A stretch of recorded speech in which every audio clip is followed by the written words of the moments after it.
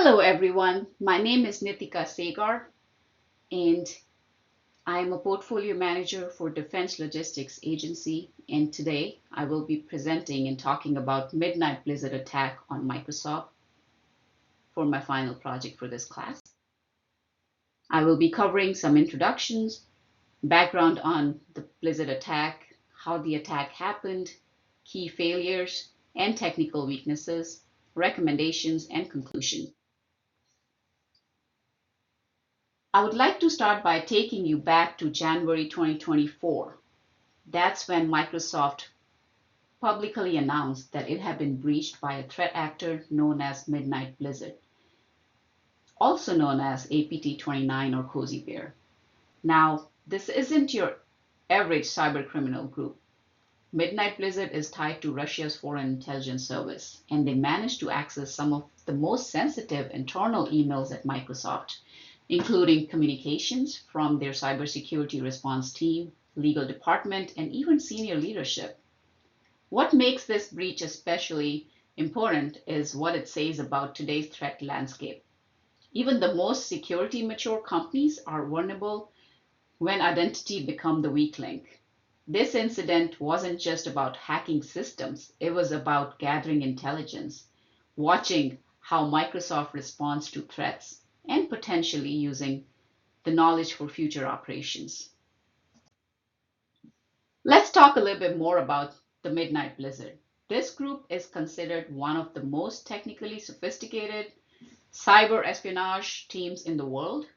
They are not in it for quick wins or flashy attacks. They are patient, stealthy, and strategic.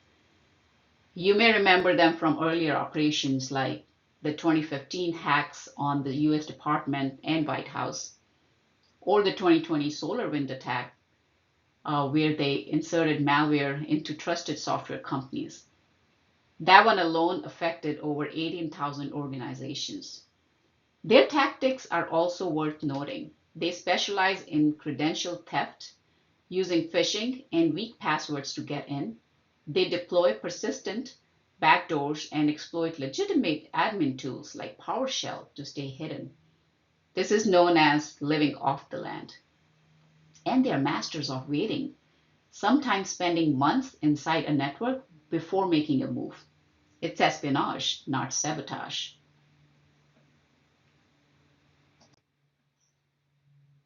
So, how did they breach Microsoft? It all started with a test account, a legacy, non production account that still had elevated permissions. That account wasn't actively monitored, and unfortunately, it did not have multi factor authentication enabled.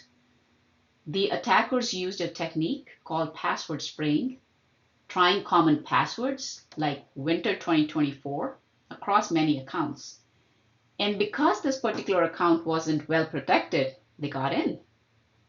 And once inside, Midnight Blizzard didn't go loud. They moved laterally through the network using legitimate tools and stolen credentials.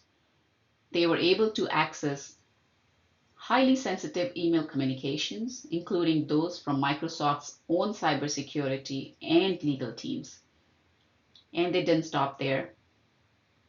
Microsoft found evidence that the attackers likely left behind persistence mechanisms, ways to re enter the system even after being discovered.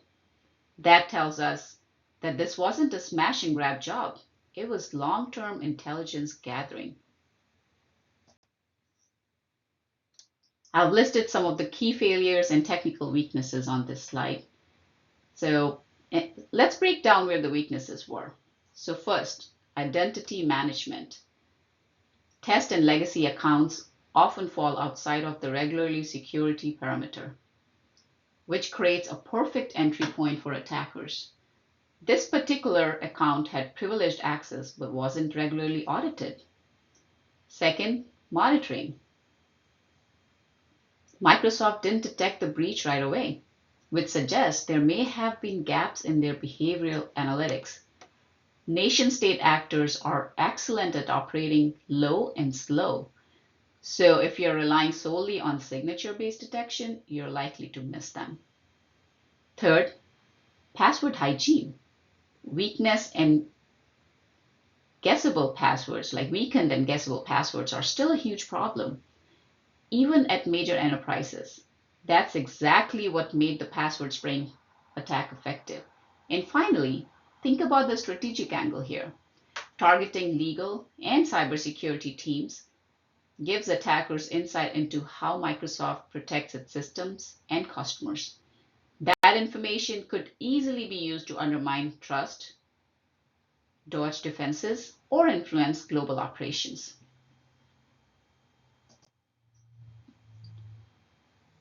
Now, what should organizations, especially ones handling sensitive data, do to prevent something like this? First, tighten identity management. That means regular audits, especially of test and legacy accounts, and enforcing role based access control so accounts only have the access they need, nothing more. Next, enforce MFA across the board, including non production environments, and wherever possible, use phishing resistant methods like hardware security keys. Then there's credential health. Move beyond just enforcing strong passwords, encourage long passphrases, or even better, start transitioning towards passwordless authentication altogether. On the monitoring side, implement user and entity behavior analytics to detect subtle anomalies and invest in threat hunting, not just reactive defense, but proactively looking for signs of compromise. Finally, modernize your incident response. Operate under an assume breach mindset. Run red team exercises that simulate real world attackers like APT29 because the sooner you detect them, the more damage you can prevent. So, what can we take away from the Midnight Blizzard attack or Blizzard breach? The big lesson is this: no organization is immune. Microsoft is one of the most security aware companies on the planet, and yet a legacy test account without MFA brought them down. So, this attack was not about immediate damage, it was about quietly observing, learning, and gathering intelligence. And honestly, that's the future of cyber conflict.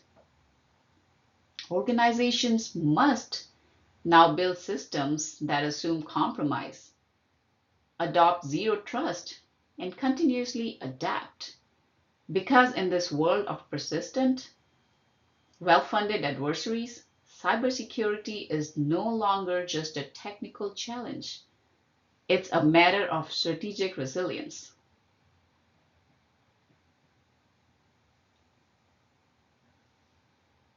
So, in today's threat landscape, build zero trust architectures, maintaining constant vigilance, and embracing proactive security postures. And these things are no longer optional, they are mission critical. And I believe everybody, again, I come from Department of Defense, so we pay little extra attention to these things. We are very, very risk averse here, but at the same time, we want to protect. So we have a lot of things in place already that I talked about, but we continuously monitor and try to keep up what's available, anything new that's coming, so that we are proactive than being reactive. And that concludes my slides here. Thank you so much for listening to me. I hope I was able to provide you some information on the Midnight Blizzard attack and emphasize the need for the security needs which we need today. So I hope I was helpful here. Thank you so much for listening to me again.